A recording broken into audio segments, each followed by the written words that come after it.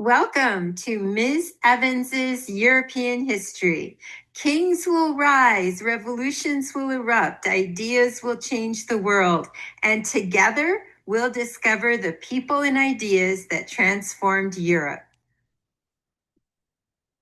By 1300, Europe's growing population had placed increasing pressure on its available farmland and food supply. As a result, a population crisis began to develop. Between 1315 and 1317, unusually heavy rains caused widespread crop failures, leading to famine across much of Europe. Unlike today, people in the Middle Ages could not go to the grocery store to buy food. If a village was unable to grow crops or harvest enough grain, the people had no backup supply and many starved. The combination of starvation and poverty weakened people's bodies, making them far more susceptible to disease. Evidence suggests that the strain of bubonic plague responsible for this Black Death emerged in Central Asia during the early 1300s.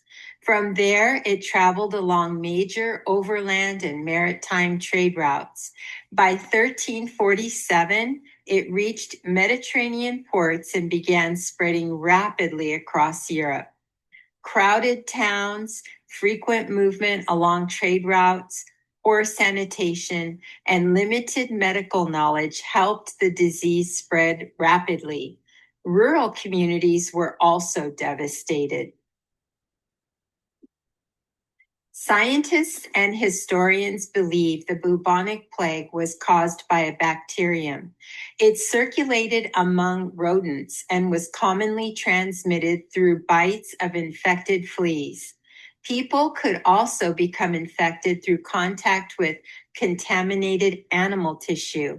In its pneumonic form, the disease could spread from person to person through respiratory droplets.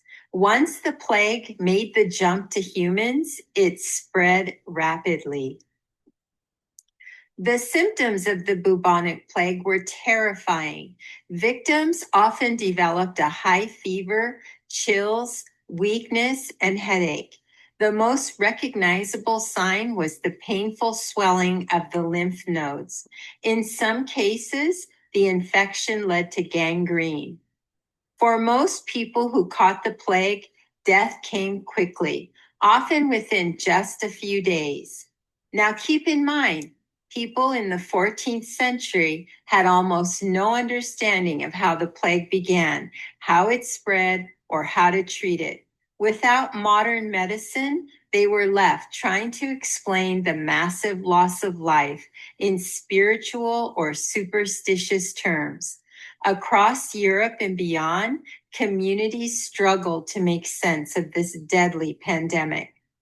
One striking example was the rise of the flagellants, groups of people who whipped themselves in public as a form of penance, believing that punishing their own bodies might win God's mercy and bring an end to the plague.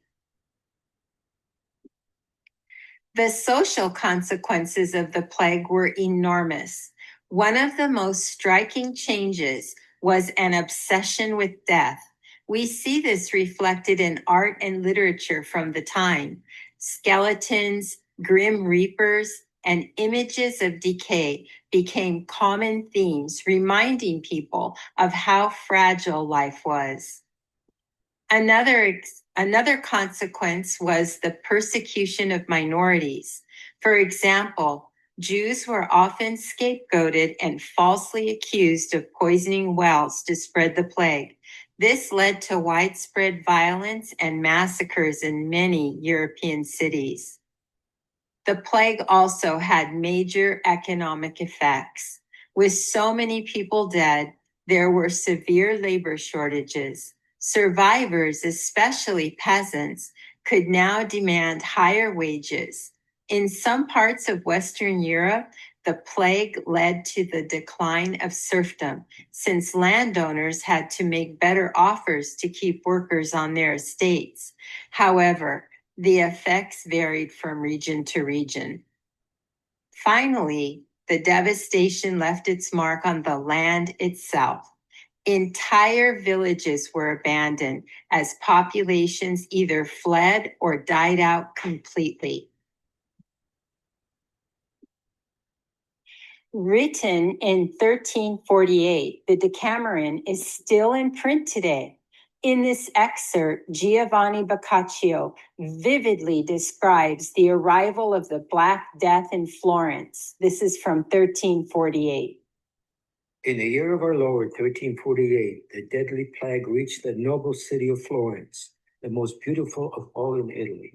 In spite of every human precaution, such as cleaning the city of filth, refusing entry to the sick, and enacting many sanitary measures, as well as prayers offered in procession and other ways to appease God's wrath, the pestilence began to show its fearful effects in a horrifying manner. It did not spread as it had in the East, where if anyone bled from the nose, it was an obvious sign of inevitable death, but rather its earliest symptom in men and women alike was the appearance of certain swellings in the groin or under the armpits. Peasants and laborers gained greater bargaining power and in some regions increased mobility. Some left their estates to seek higher wages and better conditions elsewhere, challenging the traditional manorial system. Although towns initially suffered enormous population losses, some rural survivors later migrated to urban areas in search of work and opportunity. Over time, this contributed to the recovery and growth of certain towns.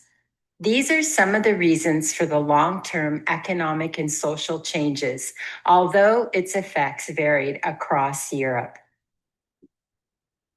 Politically, the Black Death disrupted both local and royal governments. Labor shortages, as we've discussed before, weakened the economic position of some nobles, while rulers attempted to preserve the existing social order through wage controls and restrictions on workers. These efforts sometimes produced resentment and rebellion. Over the long term, declining feudal relationships contributed, along with warfare, taxation, and other developments, to the growth of stronger centralized monarchies in parts of Europe. We're at the end of this lecture, but why don't you take a moment to ponder and respond to this question? How did the Black Death change the balance of power among peasants, nobles, and monarchs in Europe?